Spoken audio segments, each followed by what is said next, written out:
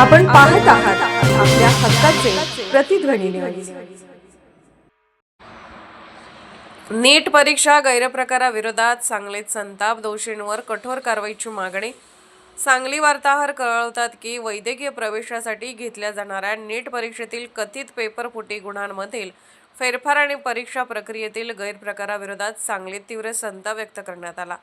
वंचित बहुजन आघाडी संचलित सम्यक विद्यार्थी आंदोलन महाराष्ट्र राज्य सांगली जिल्हा तसेच वंचित बहुजन माथाडी ट्रान्सपोर्ट व जनरल कामगार युनियनच्या वतीने जिल्हाधिकारी कार्यालयावर निषेध आंदोलन करण्यात आले। यावेळी विविध मागण्यांचे निवेदन जिल्हाधिकाऱ्यांमार्फत केंद्र सरकार, NTE आणि राज्यपालांना पाठवण्यात आले। आंदोलनकर्त्यांनी नीट परीक्षेतील गैरप्रकारामुळे शिक्षण व्यवस्थेवरील विद्यार्थ्यांचा विश्वास डळमळीत झाल्याचा आरोप केला। पेपरफुटी, संशयास्पद निकाल आणि पुनर्परीक्षेच्या मुद्द्यावरून विद्यार्थ्यांना मानसिक त्रास सहन करावा लागत असल्याचे सांगत दोषींवर कठोर कारवाईची मागणी करण्यात आली। सर्वोच्च न्यायालयाच्या देखरेखीखाली निपक्ष चौकशी, पेपरफुटीतील आरोपींना तात्काळ अटक, संबंधित अधिकाऱ्यांवर कारवाई, विद्यार्थ्यांना आर्थिक भरपाई तसेच NTEची पुनर्रचना करण्याची मागणी आंदोलनकर्त्यांनी केली। तात्काळ कारवाई न झाल्यास राज्यभर तीव्र आंदोलन छेडण्याचा इशाराही देण्यात आला।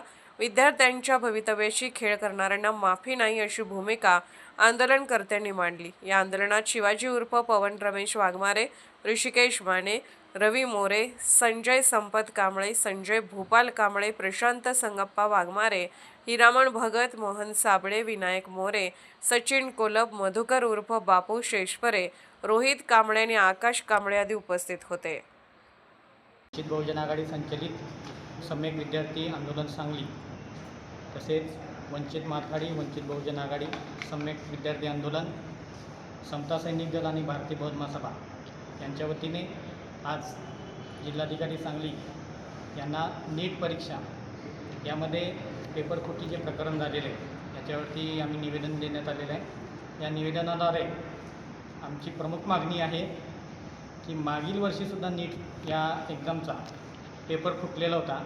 पेपर फुटूनसुद्धा मागच्या वेळी एक्झाम झालेली नव्हती, म्हणजे पुन्हा एक्झाम घेण्यात आलेली नव्हती, पण यावर्षीच का एक्झाम घेण्यात येत आहे ही आमची प्रमुख मागणी आहे। आणि नवीन परीक्षा न घेता काहीतरी ठोस उपाय शासनाने करावा आणि विद्यार्थ्यांवरती आलेलं मानसिक संकट त्या शासनाने तातडीने दूर करावं। कारण आज विद्यार्थी गेल्या 2-3 महिन्यापासून कष्टाने रात्रंदिवस अभ्यास करत आहे। अभ्यास करून आजच्या घडीला बहुजन समाजातील विद्यार्थ्यांना उत्तर तालिका जेव्हा बाहेर आली त्यावेळी असे दिसून आले की 550, 560, 570 असे मार्क पडलेले दिसून आलेले। त्यांनी त्यांच्या कष्टाचं चीज केलेलं, पण याच दरम्यान 1 मे रोजी जर पेपर फुटलेला असेल तर त्यावेळी परीक्षा का रद्द करण्यात आलेली नाही आणि त्यानंतर परीक्षा का घेण्यात आली? जर परीक्षा रद्द करायची असेल तर पूर्वीच तुम्ही रद्द करायला पाहिजे होती। त्यामुळे कष्ट केलेल्या विद्यार्थ्यांवरती हा अन्याय आहे।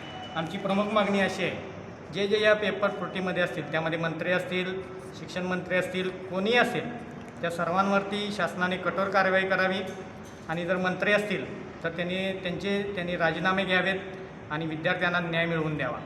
इथून पुढे, कारण मागच्या वेळीसुद्धा नीट एक्झामचे पेपर फुटले होते, यावर्षीसुद्धा नीट एक्झामचे पेपर फुटलेले आहेत, पुढच्या वर्षीसुद्धा पेपर फुटण्याची शक्यता तुमच्या या प्रकरणात। आपण पाहत आहात प्रतिध्वनी चॅनल। अशाच बातम्या पाहण्यासाठी आमच्या चॅनलला सबस्क्राइब करा आणि बेल आयकॉनवर क्लिक करा।